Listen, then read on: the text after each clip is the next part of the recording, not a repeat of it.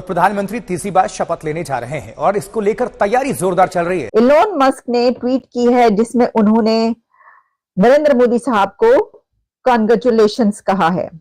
उन्होंने लिखा, congratulations Narendra Modi on your victory in the world's largest democratic elections.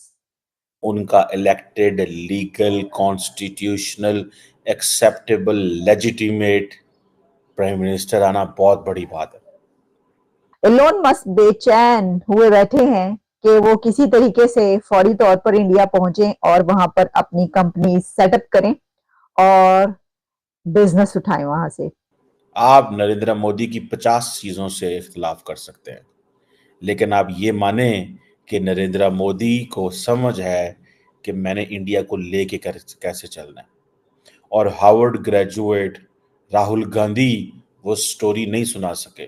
Piece between two countries, क्या आप समझते हैं कि बात जो है वो उस तरफ जा सकती है, या पाकिस्तान के साथ जो ताल्लुकात हैं वो अब कैसे डील होंगे? तो दोस्तों, पीएम मोदी जी के चुनाव जीतने और तीसरी बार पीएम बनने पर एलन मस्क ने बधाई दी है और बहुत जल्दी एलन मस्क इंडिया का दौरा करेंगे, जिसमें भी भारत के अंदर इलेक्ट्रिक व्हीकल इंडस्ट्री में बड़ा इन्वेस्टमेंट करेंगे। दोस्तों, आपको पता ही होगा कि एलन मस्क मोदी जी के बहुत बड़े प्रशंसक हैं और इस खबर को सुनते ही पाकिस्तान मीडिया सदमे में आ गया है कि एक तरफ मोदी जी तीसरी बार पीएम पद की शपथ ले रहे हैं, वहीं दूसरी तरफ दुनिया भर के बिजनेसमैन भारत के साथ नए नए व्यापार करने के लिए उतावले हो रहे हैं। और एक तरफ हमारे नेता हैं जो कटोरा लेकर चीन और अरब मुल्कों में जा रहे हैं और उनके पैर पकड़कर बोल रहे हैं कि हमारे यहाँ इन्वेस्टमेंट करो, वरना हमारी जनता सड़कों पर उतर आएगी जो हमें कहीं का नहीं छोड़ेगी। वहीं बात करें भारत की, तो भारत के साथ पूरी दुनिया व्यापार करना चाहती है और वो भी भारतीय सरकार की शर्तों के हिसाब से। लेकिन वो चाह ही रहे हैं कि वो फौरी तौर पर उड़ के पहुंच जाए। इलोन मस्क उड़ के पहुंच जाना चाहते हैं भारत, इंडिया, और इनकी ये ख्वाहिश काफी अरसे से है और उसकी वजह यह है कि इंडिया पहुंचकर इलोन मस्क की कंपनी और भी स्ट्रांग हो जाएगी।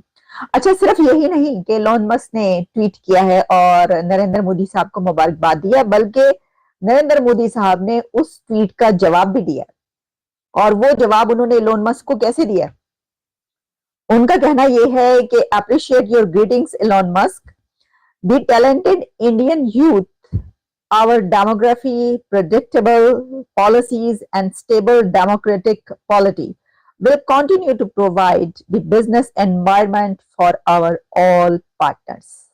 उन्होंने कहा कि ठीक है, हम जानते हैं आप आना चाह रहे हैं, तो हम भी, हमारे जितने पार्टनर्स हैं, जितनी कंपनीज है दुनिया की, हम अपना एनवायरनमेंट जो है, बिजनेस एनवायरनमेंट, वो उनके साथ, पार्टनर्स के साथ शेयर करने के लिए तैयार है। उन्होंने भी टिका के बिल्कुल सही जवाब दिया। उन्हें पता है कि लोग बिजनेस की बात कर रहे हैं इस वक्त। और फिर उन्होंने इसके अंदर इंडियन यूथ की बात की, जिसमें उन्होंने कहा कि टैलेंटेड इंडियन यूथ जो है वो इसके लिए तैयार है और पॉलिसीज जो है हमारी स्टेबल डेमोक्रेटिक पॉलिटी। यानी एक ट्वीट के अंदर सिर्फ 3 सेंटेंसेस उन्होंने रखे, उसके अंदर उन्होंने टैलेंटेड इंडियन यूथ की भी बात कर दी, उस टैलेंटेड इंडियन यूथ की जो इस वक्त दुनिया भर की टेक कंपनीज पर रूल कर रही है। और इसी के साथ उन्होंने क्या कहा? डेमोग्राफी, प्रिडिक्टेबल पॉलिसीज, और पॉलिसीज जो कि बिजनेस के लिए चल रही है उनकी। उन्होंने कहा कि हमारी उसी तरीके से बिजनेस चलेगा जैसे कि अभी इलेक्शन से कुछ दिन पहले चल रहा था। और इसके साथ उन्होंने डेमोक्रेटिक पॉलिटी और जो भी इस सिलसिले में है वो सब बात कर दी, बिजनेस की भी। तो इससे पता ही चलता है उनकी, ये नरेंद्र मोदी साहब की जो एक ट्वीट है ना, ये बताती है कि उन्होंने जहां पर बिजनेस छोड़ा तो नहीं था, सारे और भी इस दौरान, इलेक्शन के दौरान भी एग्रीमेंट्स की और बिजनेस की खबरें आती रही, लेकिन जहां पर वो रुका था वहीं से वो स्टार्ट करेंगे इंडिया के रुके हुए बिजनेस को और मजीद तेज रफ्तारी से, स्पीडीली उसको आगे लेकर जाएंगे। सिर्फ ये एक ट्वीट जो उन्होंने लोन का जवाब दिया ना, इसमें जो जिस तरीके से उन्होंने बात की, ये ट्वीट बताती है, गौर से पढ़ें, आपको पता चल जाएगा इसका। उन्होंने कहा हमारी पॉलिसीज भी वही रहेंगी, हमारी यूथ काम आएगी आपके और आप उनके काम आएंगे। अच्छा जी, ये तो हो रहा है, लेकिन साथ में कुछ और चीजें भी हो रही हैं, और वो ये हो रहा है कि इंडिया में इस वक्त बड़ी गहमा गहमी है। भाई मोदी साहब हो और गहमा गहमी ना हो भारत में, कैसे हो सकता है?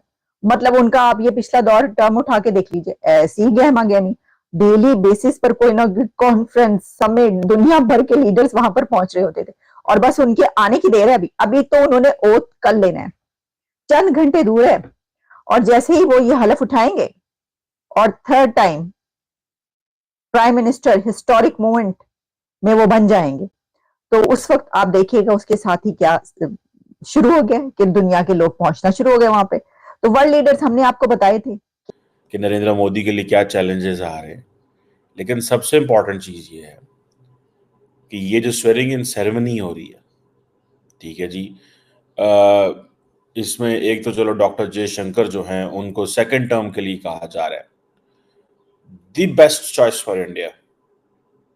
There cannot be a better politician, a diplomat turned politician who can lead India or who has been telling India's story so soberly, इंतहाई एक अच्छे कॉन्फिडेंट अंदाज से, एक अच्छे तरीके से इंगेज कर रहे हैं दुनिया को।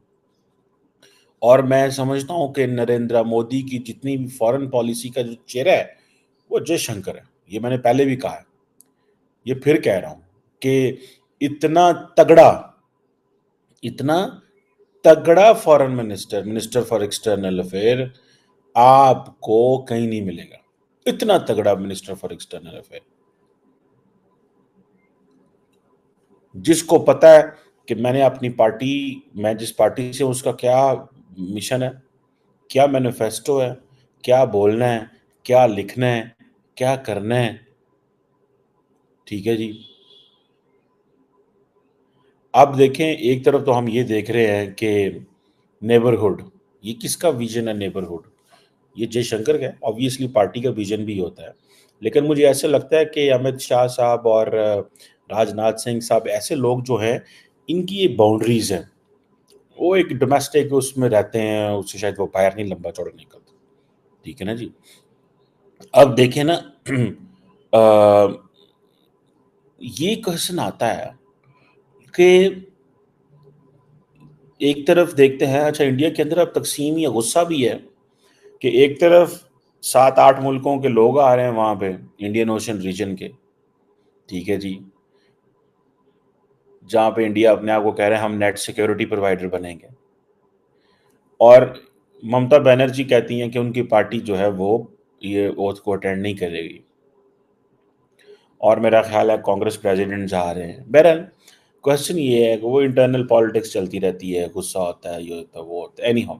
अब क्वेश्चन ये है, ठीक है जी, कि ये जो सारी की सारी डिस्कशन है कि नरेंद्र मोदी साहब ओथ ले रहे हैं, ठीक है जी, और उनके लिए जारी बात है वो अपनी कैबिनेट बना रहे हैं, उनको लोग चाहिए, और doctor Jaishankar is the face of India's diplomacy. Nobody better understands how the world is transforming such a better।